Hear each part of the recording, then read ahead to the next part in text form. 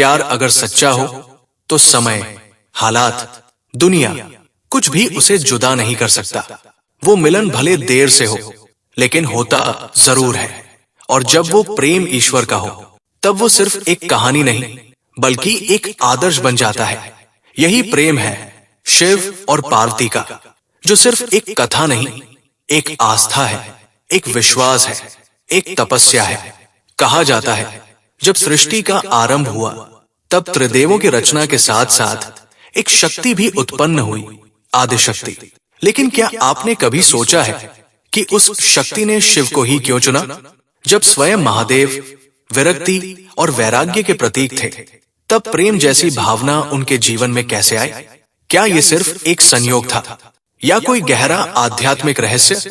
जब ब्रह्मांड की उत्पत्ति हुई, तब हर दिशा में ऊर्जा ही ऊर्जा व्याप्त थी, और उन्हीं ऊर्जा स्वरूपा का नाम था सती, आदिशक्ति का प्रथम अवतार।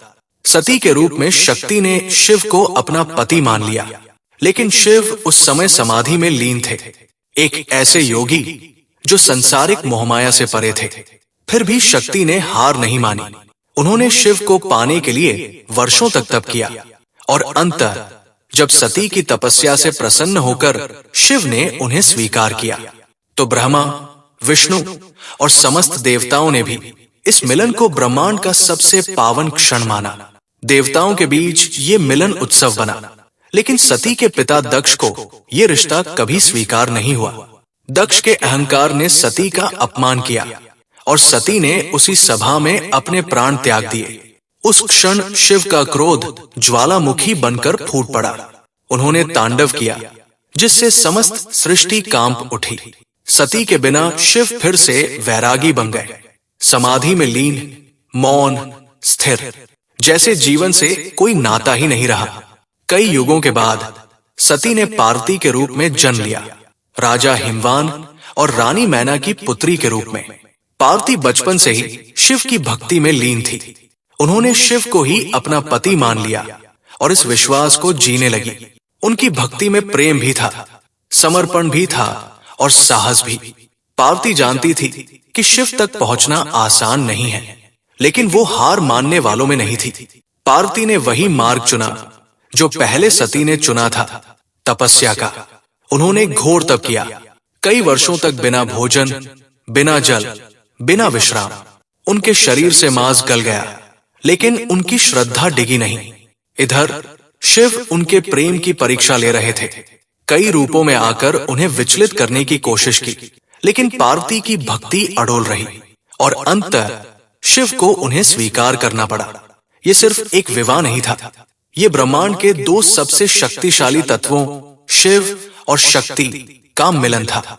जैसे ही ये विवाह संपन्न हुआ, पूरे ब्रह्मांड में आनंद की लहर दौड़ पड़ी। देवताओं ने पुष्प वर्षा की, गंधर्वों ने गान गाए, और ऋषि मुनियों ने इस विवाह को दिव्य योग की संज्ञा दी। शिव और पार्वती का ये मिलन सिर्फ पारिवारिक नहीं था, ये आत्मिक, दैवी और ब्रह्मांडीय संयोग था। यही कारण है कि आज भी जब कोई स्त्री शिव को व्रत करती है, तो वो पार्वती जैसा सौभाग्य मांगती है। अब सवाल ये उठता है कि सावन का महीना शिव और पार्वती के प्रेम के लिए इतना पावन क्यों माना जाता है? इसका उत्तर छिपा है प्रकृति के व्यवहार में। सावन का समय वर्षा का होता है, जब प्रकृति हरियाली से भर जाती है, और प्रकृति ही पार्वती का स्वरूप मानी जाती है। ये वही समय होता है जब पार्वती शिव को पुनः पाने के लिए तप करती थी, और यही कारण है कि सावन में महिलाएं सोमवार का व्रत करती हैं, ताकि उन्हें भी वैसा ही प्रेम, वैसा ही समर्पण और वैसा ही शिव जैसा जीवन साथी मिले। शिव और पार्वती का प्रेम सिर्फ एक पौराणिक कथा नहीं है, ये आज के युग में भी उतना ही महत्वपूर्ण है। ये प्रेम हमें सिखाता है कि कोई भी रिश्ता सिर्फ आकर्षण से नहीं, बल्कि त्याग, तपस्या और धैर्य से टिकता है। शिव, जो स्वयं भस्मधारी योगी हैं, पार्वती के प्रेम के आगे झुकते हैं। वही पार्वती, जो शक्ति स्वरूपा है, अपने प्रेम में शिव के हर रूप को अपनाती है। यही प्रेम का आदर्श है, बिना शर्त, बिना अपेक्षा। शिव और पार्वती के बीच होने वाले संवाद सिर्फ एक दाम्पत्य वार्तालाप नहीं थे, वे ज्ञान, नीति और दर्शन से भरे होते थे। चाहे पार्वती का शिव से प्रेम पूर्ण उपालंब हो या शिव का उन्हें तंत्र, योग और धर्म का उपदेश देना, हर संवाद एक नया दृष्टिकोण देता है। इन संवादों को पढ़कर लगता है कि प्रेम सिर्फ एक भावना नहीं है, वो मार्गदर्शक भी बन सकता है। शिव पार्वती का गृहस्थ जीवन हिमालय पर, कैलाश में होता है, जो स्थिरता का प्रतीक है। इसका अर्थ है कि जहां प्रेम और समर्पण है, वहां जीवन के ऊंच नीच, गर्मी सर्दी, सुख दुख कुछ भी असर नहीं करता। कैलाश की तरह स्थिर रहते हैं ऐसे संबंध। शिव और पार्वती की कथा हमें ये सिखाती है कि सच्चा प्रेम न तो समय देखता है, न परिस्थितियां, ये सिर्फ समर्पण मांगता है।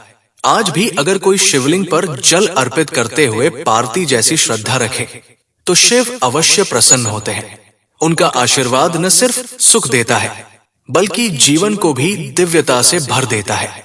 तो इस सावन जब भी आप शिव की आराधना करें, तो याद रखें, वो सिर्फ एक देवता नहीं, एक प्रेमी भी है। और पार्वती सिर्फ एक देवी नहीं, वो प्रेम की पराकाष्ठा है। अगर ये कहानी आपके दिल को छू गई हो, तो कमेंट में हर हर महादेव जरूर लिखें। और हाँ, ऐसा वीडियो शेयर करना मत भूलिएगा, जिससे औरों को भी शिव पार्वती के प्रेम से प्रेरणा मिले।